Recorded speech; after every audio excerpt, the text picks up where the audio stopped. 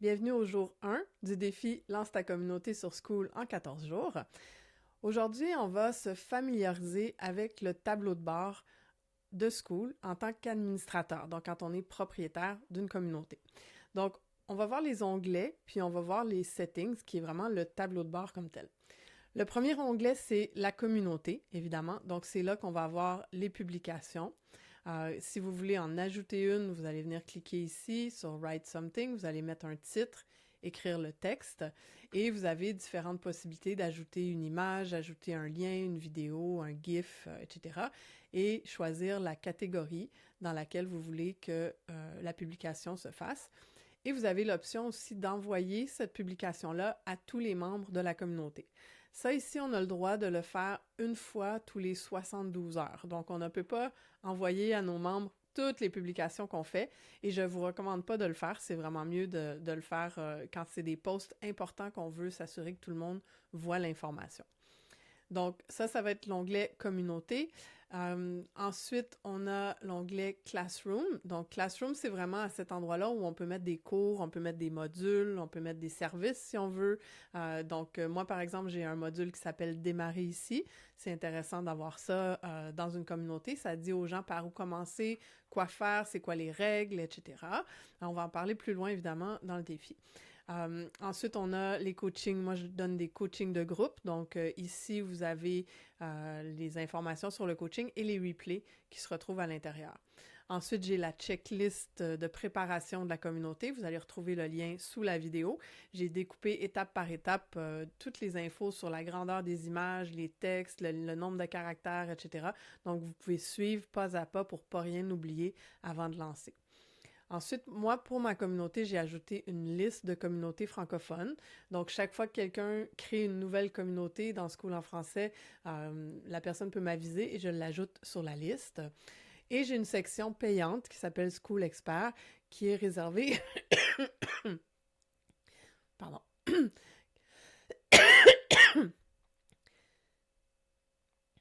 J'ai une section aussi qui est payante, qui s'appelle Skool Expert, qui est réservée pour les gens qui passent par mon lien d'affilié, tout simplement pour acheter leur communauté. Je donne à ce moment-là une session stratégique gratuite en privé, donc c'est un coaching one-to-one. Et ensuite, on a une rencontre mastermind à chaque mois. Et il y a des vidéos réservées pour cette section-là aussi qui sont un peu plus avancées pour ceux qui veulent vraiment développer plus rapidement leur communauté. Ensuite, j'ai des services, etc. Donc, c'est vraiment pas nécessaire d'avoir plein de modules, évidemment.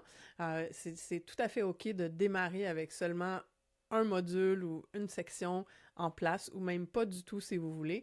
Mais c'est juste pour que vous voyez à quoi ça ressemble, pour que ça vous donne des idées sur ce que vous pourriez ajouter éventuellement. Ensuite, on a l'onglet calendrier. À cet endroit-là, on peut venir ajouter des événements. Donc, par exemple, ici, on voit les coachings. Et ce qui est intéressant, c'est que quand on clique dessus, les gens ont la date dans leur fuseau horaire à eux. Donc, moi, comme j'ai beaucoup de gens qui sont en Europe, ils vont pas voir mon heure à moi, ils vont voir la leur. Ils ont le lien Zoom pour se connecter et ils peuvent l'ajouter directement à leur agenda. Donc, c'est extrêmement simple à utiliser et vous pouvez vous amuser à ajouter des rencontres comme vous le voulez. Ensuite, on a l'onglet membres qui va vous donner tous les détails sur les membres qui font partie de votre communauté. Vous pouvez exporter la liste, vous pouvez venir voir dans chacun des membres pour avoir plus d'informations aussi. Donc, ça, c'est évidemment intéressant d'aller voir quand on veut regarder s'il y en a qui ont cancellé, s'il y en a qu'on a banni, on peut filtrer. Donc, il y a plein de choses, mais c'est très simple à gérer et on peut envoyer un message aussi privé à chaque membre si on a envie de le faire. Ensuite, on a le leaderboard. Donc, ça, c'est la gamification sur Skool. Et c'est quelque chose qui est très puissant dans les communautés. C'est qu'on peut décider qu'est-ce qu'on propose à chaque niveau. Comment on avance dans les niveaux? Ben, il faut cumuler des points. Et les points se cumulent quand quelqu'un clique j'aime sur une de nos publications ou un de nos commentaires. Donc, c'est pas nous, quand on crée quelque chose, c'est quand les autres viennent aimer quelque chose qu'on a fait. Donc, Les premiers niveaux sont très faciles à atteindre. Donc, par exemple, niveau 2, c'est 5 points. Ça se fait en 1 heure, si on veut. C'est très, très rapide. Et plus ça avance, plus ça demande de points. Et c'est là que ça peut être intéressant parce qu'on peut décider qu'est-ce qu'on propose en cadeau quand les gens atteignent certains niveaux de communauté. Donc, moi, par exemple, j'offre la checklist au niveau 2. Donc, ça prend juste 5 points. C'est très rapide. Les gens peuvent l'avoir très vite. Ensuite, au niveau 3, les gens peuvent avoir accès à la liste de toutes les communautés et je fais une interview avec les créateurs quand ils atteignent le niveau 6. Donc, vous pouvez être très créatif avec ça. Vous n'êtes pas obligé non plus de l'utiliser si vous ne voulez pas, mais c'est quelque chose qui est très puissant pour faire participer les gens. Et ce qui est agréable, c'est qu'on peut nommer les niveaux.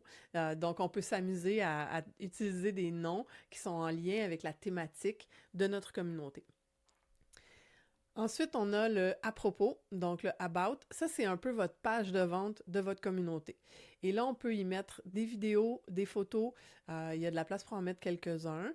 Ça dit si c'est public ou privé, ça dit combien il y a de membres, si c'est gratuit ou payant et qui l'a créé, évidemment. Et on a un espace pour mettre un texte. Et on a aussi les règles, donc ici en bas où c'est marqué « Rules ». Donc, quand les gens cliquent dessus, ils peuvent voir les règles de votre communauté. Donc, cette page-là, évidemment, on va la travailler pendant le défi. C'est un endroit qui est très, très important parce que c'est ce qui permet aux gens de comprendre qu'est-ce que vous proposez et de savoir s'ils veulent rejoindre votre communauté ou pas.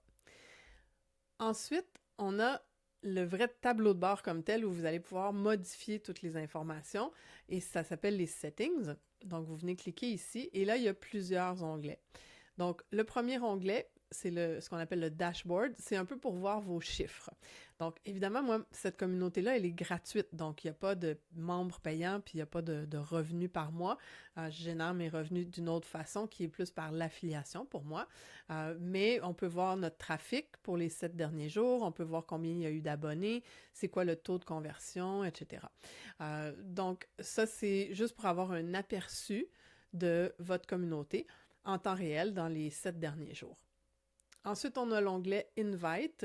Donc, cet onglet-là, c'est si vous voulez inviter des gens à votre communauté. Donc, quand elle est gratuite, évidemment, on peut juste leur partager le lien, mais quand c'est une communauté payante, on peut inviter des gens et quand on les invite personnellement avec une adresse courriel, ils reçoivent un courriel et quand ils cliquent sur « Rejoindre » à l'intérieur, ils peuvent rentrer directement dans votre communauté sans payer. Donc, des fois, on a une communauté payante, mais on veut offrir des abonnements à quelques personnes pour X raisons, c'est possible de le faire.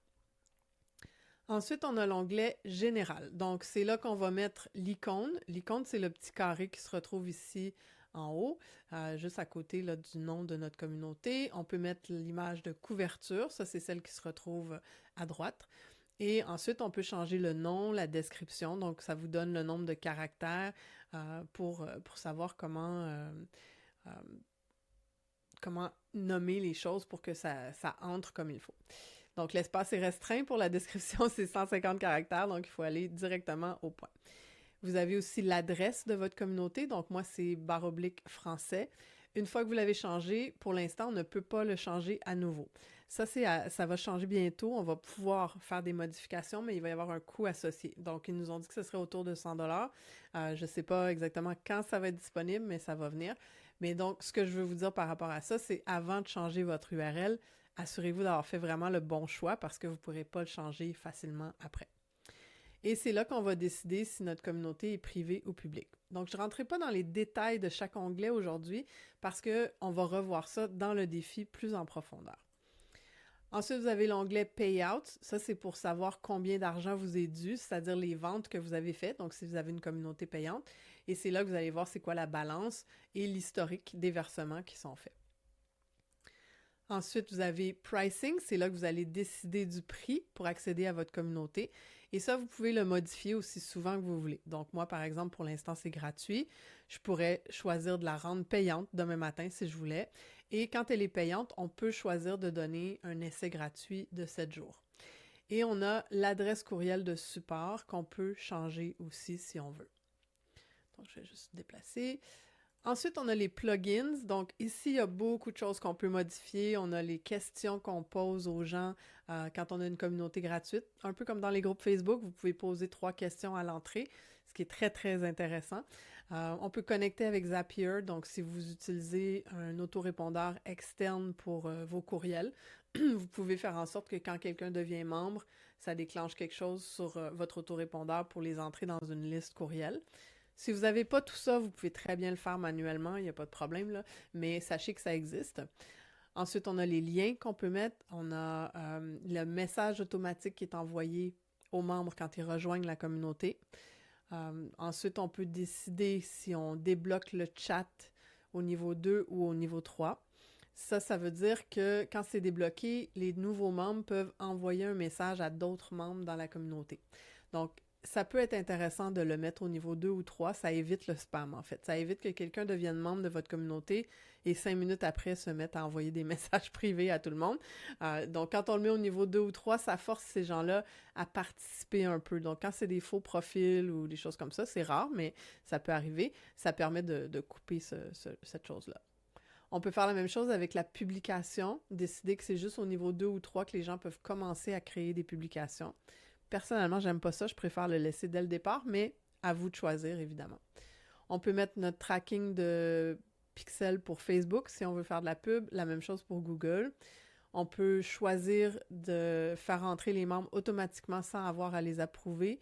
Moi, personnellement, je préfère approuver manuellement parce que je refuse les gens qui sont pas francophones, tout simplement. Là. Mais c'est à vous de décider si vous voulez pas avoir à gérer ça. Vous pouvez le laisser instantané. Puis à ce moment-là, dès que quelqu'un clique sur « Join » dans votre communauté, il va être ajouté automatiquement. Et on a les webhooks. Donc, il y a plusieurs choses qu'on peut travailler dans cette section-là. On va revoir un peu plus loin dans le défi. Ensuite, on a les onglets. Donc, vous pouvez, si vous n'avez pas envie d'utiliser le Classroom puis de publier des modules puis des choses comme ça, vous pouvez carrément le désactiver et ça va enlever l'onglet de votre communauté. Et ça va être juste une communauté à ce moment-là. On peut faire la même chose avec l'onglet calendrier. Si vous ne pensez pas offrir des événements, des coachings, des rencontres de groupe, du réseautage, des choses comme ça, vous pouvez carrément enlever l'onglet. Donc, on a cette flexibilité-là sur nos communautés. Ensuite, on va créer nos catégories. Donc, on a la possibilité d'en créer plusieurs, de les réorganiser, les déplacer, etc.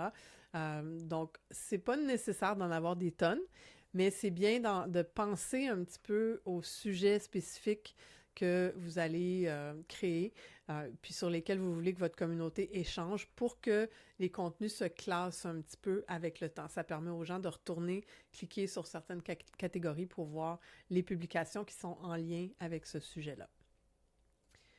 On a les règles qu'on a vues tantôt. On n'a vraiment pas beaucoup de place, là. C'est 30 caractères, donc on ne peut pas écrire un long texte là, comme sur Facebook, mais ça vous permet quand même de mettre quelques règles.